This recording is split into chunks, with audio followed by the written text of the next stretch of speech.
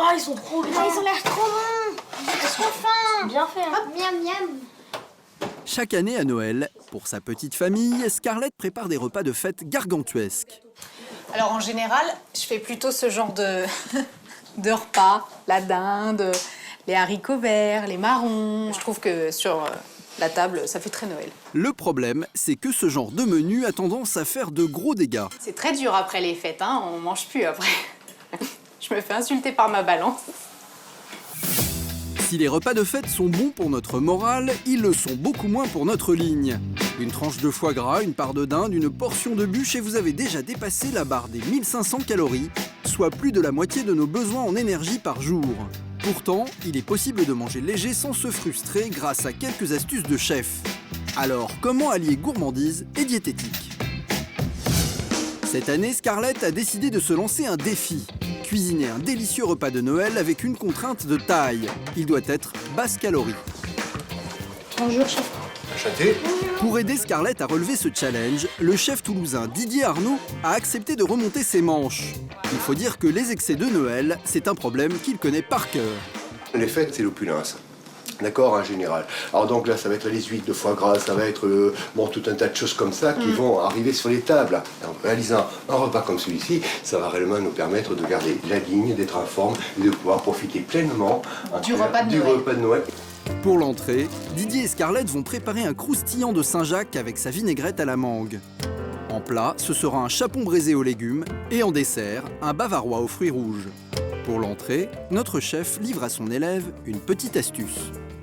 Donc cette pâte à filo que j'ai achetée en fait qui vaut globalement dans les 2 €, 2,50 € et est pauvre en matière grasse, hein, d'accord. Il y a de la farine, du sel, de l'eau et un petit peu d'huile d'olive. 52 calories pour une feuille, soit 200 calories de moins que de la pâte feuilletée. Pour sa garniture, Didier fait cuire des Saint-Jacques 15 secondes de chaque côté, une cuisson sans aucune matière grasse. Vous n'avez pas rajouté de matière grasse? Mais non, pas dans la poêle, on rajoute rien, strictement rien. Tu prends une poêle anti-adhésive, donc déjà, tu auras ces matières grasses-là en moins. Tu vois ce que je veux dire? Là, au lieu de faire plus, on va sur le moins. D'accord? T'es OK? Il ne reste plus qu'à découper la mangue en petits morceaux. Là, je vais disposer 1, 2, 3, voire 4. Tu mets les 4 ensemble? On peut mettre des 4 ensemble, il n'y a pas de souci. Didier ajoute une touche de citron et roule le tout dans la pâte comme un bonbon. En moins de 20 minutes, ils ont réalisé une entrée à 150 calories. C'est 2 fois moins qu'une assiette de foie gras. Il ne reste plus qu'à badigeonner nos croustillants de quelques jaunes d'œufs et mettre au four pendant 8 minutes. Pour le plat principal, Didier est chaud bouillant. Oh, là, vois-tu, j'ai choisi une belle volaille, en clair. Hein, c'est un chapon, hein, voilà, je te cache pas. Donc, en fait, pourquoi? Parce qu'en fait, c'est une viande blanche. Et toutes ces protéines-là, en clair, sont réellement bonnes pour la santé. Pourquoi? Parce qu'elles sont peu riches en matière grasse. Première étape, faire pocher le chapon dans de l'eau bouillante. Donc, voilà, je vais disposer ici mes filets, ici mes cuisses. Voilà, comme ceci. Et là, je vais rajouter de l'eau. C'est tout simplement. Il n'y a pas autre chose à faire de plus. Ensuite, on épluche des carottes violettes, orange et jaune, puis on les coupe en petits morceaux qu'on met dans un plat. Ajoutez un poireau, un topinambour et des oignons. On fait mijoter une partie de ces légumes avec le chapon, le tout agrémenté d'un bouquet garni de céleri, de laurier et de thym. Pour finir, on met le reste des légumes au four pendant 25 minutes. Donc on va faire braiser les petits légumes et derrière, de plus, on va rajouter le chapon, en fait, afin de finir la cuisson et de le faire dorer. Un chapon qui va dorer pendant 40 minutes à 180 degrés. Pour la sauce, notre chef n'utilise ni crème ni beurre, mais une variété de courge qu'on appelle butternut. Ça va me faire un velouté, d'accord? OK? Donc on va être un petit peu sur un sucré salé, vous allez quand même pas perdre au niveau des papilles, d'accord? Et on reste 100 calories. Et là, vraiment, on est bien. Grâce à cette recette ultra light, le plat de Didier ne contient que 230 calories. C'est moitié moins que la traditionnelle dinde au marron. Maintenant, place au dessert. Didier va réaliser un bavarois au cœur de fruits rouges. Non, j'ai choisi cette recette-là, pourquoi? Parce que déjà, bon, elle est quand même relativement simple, facile et adaptable partout. Première étape, on verse du coulis de fruits rouges à l'intérieur de ce bac à glaçons. Puis on met le tout au congélateur pour faire durcir. Place maintenant au bavarois. On commence par verser du fromage blanc à 7% dans ce fait-tout. Voilà, On met tout le magnifique.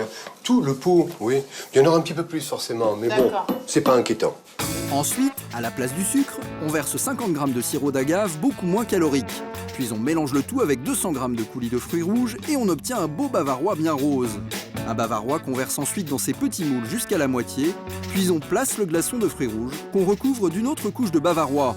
Enfin, la touche finale, on parsème le dessus avec des biscuits de Reims concassés. Ensuite, direction le congélateur pour 4 heures. Là, on est à peu près, allez, 150 calories. Par coulant. Voilà, approximativement, d'accord. Donc, Là encore, avec ce gâteau au fromage blanc, Didier offre une alternative à la traditionnelle bûche de Noël qui contient 300 calories. C'est le double. Au final, ce menu ne contient que 600 calories. C'est 3 fois moins qu'un repas de fête classique. Pendant que Didier patiente en cuisine, Scarlett accueille ses invités. Une dégustation en forme de quiz, puisqu'ils vont devoir deviner le thème de ce dîner. On va pouvoir passer à table. Je fignole et j'arrive. D'accord? Dès les premières bouchées, Émilie, une invitée qui semble avoir de bonnes connaissances culinaires, a comme une intuition. Papillo, c'est très peu calorique. Salade, non plus. Mangue, pareil. Et la Saint-Jacques, fruits de mer. Donc c'est vraiment diététique. Le chapon va-t-il confirmer ses soupçons? Non, c'est très bon. C'est très, très bon, vraiment. Donc, est-ce que vous avez deviné le thème du repas? Bah, je pense que tu as voulu nous faire un repas sans se culpabiliser sur les calories, non? Tout à fait. C'est un repas basse calories. Un repas de fête basse calorie qui enchante tout le monde. À part peut-être Marlon, qui a du mal avec le dessert. En dessert, il faudrait plus une bûche. Ça représente plus Noël que ça. Ça fait Saint-Valentin. Un petit détail qui n'empêchera pas notre chef de venir récolter le fruit de ses efforts. on a concocté ça ensemble toute la journée pour vous ce soir. Écoutez, bravo. Bah, merci. Voilà. C'était très bien. Merci. Bon, mission accomplie. Check. Un menu de fête délicieux et pauvre en calories, c'est donc possible. Comme quoi, même à Noël, on peut se régaler sans culpabiliser.